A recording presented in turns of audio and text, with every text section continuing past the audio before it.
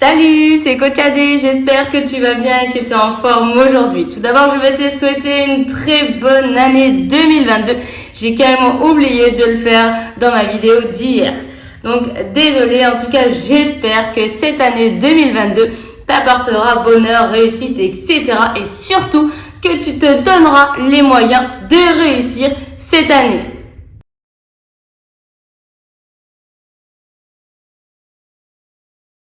Et ça y est, les bonnes résolutions sont prises, enfin normalement, et on se rend compte qu'on a vraiment trop mangé, donc on va parler de régime. Oh non, mon Dieu, pas ce mot, c'est ma hantise.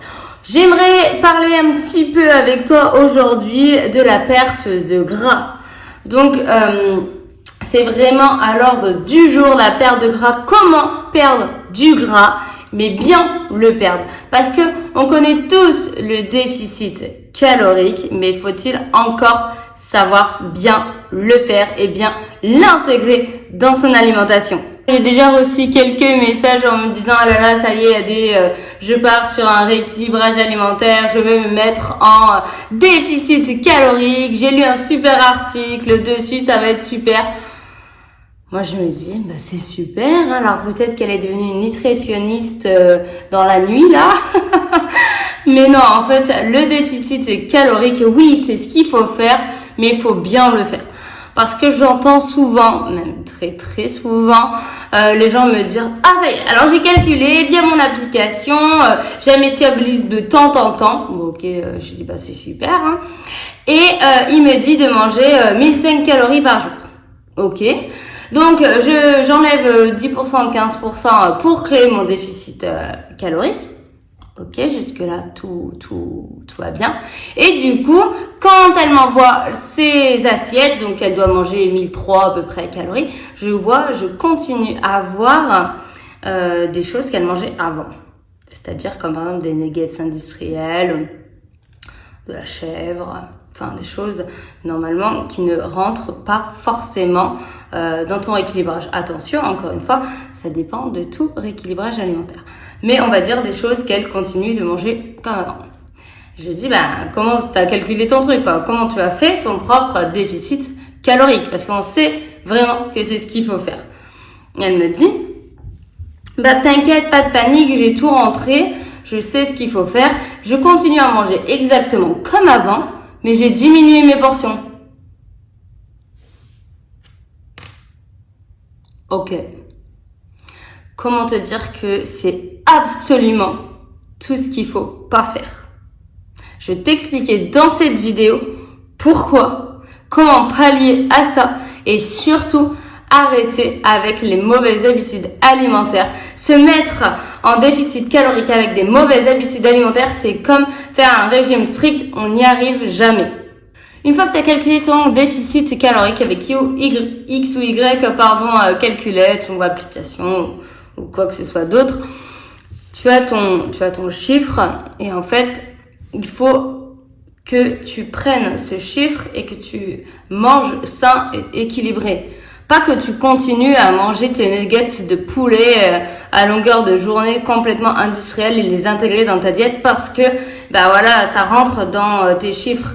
Donc en gros, tu vas manger 3 nuggets au lieu de 4, mais ton application va te dire que c'est ok. Non, ça marche pas comme ça.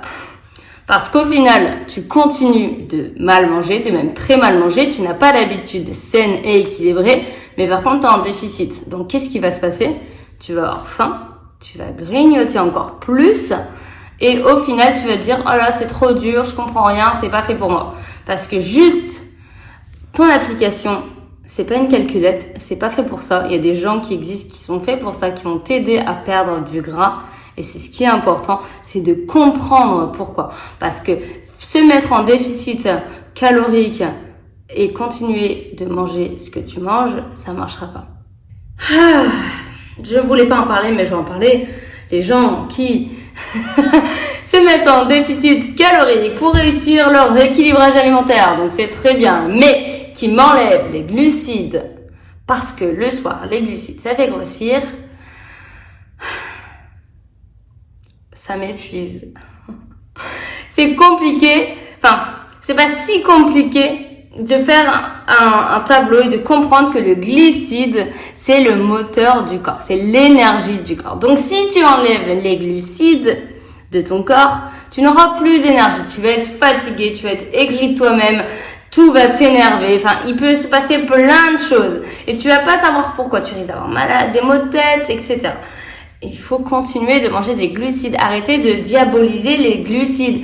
Les glucides se mangent, même en rééquilibrage alimentaire.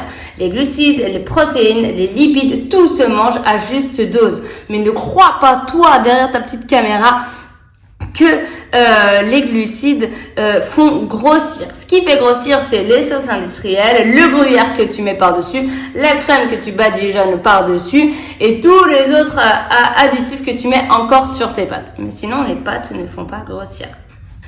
Donc, pour réussir son rééquilibrage alimentaire, ne continue pas de manger tes nuggets de poulet industriel et juste en enlever un ou deux pour te mettre en déficit. Non, il faut que tu te construises des repas sains et équilibrés pour que tu puisses avoir de réelles bonnes habitudes et surtout que ça perdure dans le temps.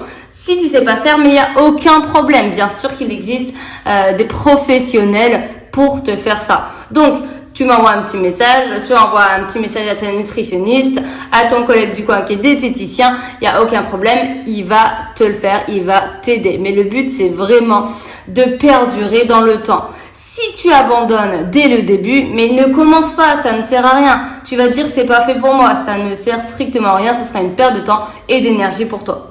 Mais il faut bien que tu comprennes que le déficit calorique n'est pas juste un nombre que tu peux rentrer dans ton application et ton application n'est pas une calculette.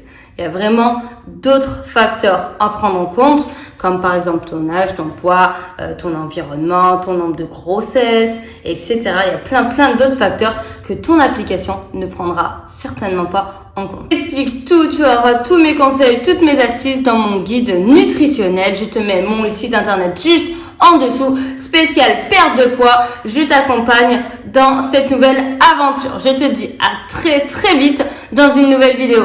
Bye!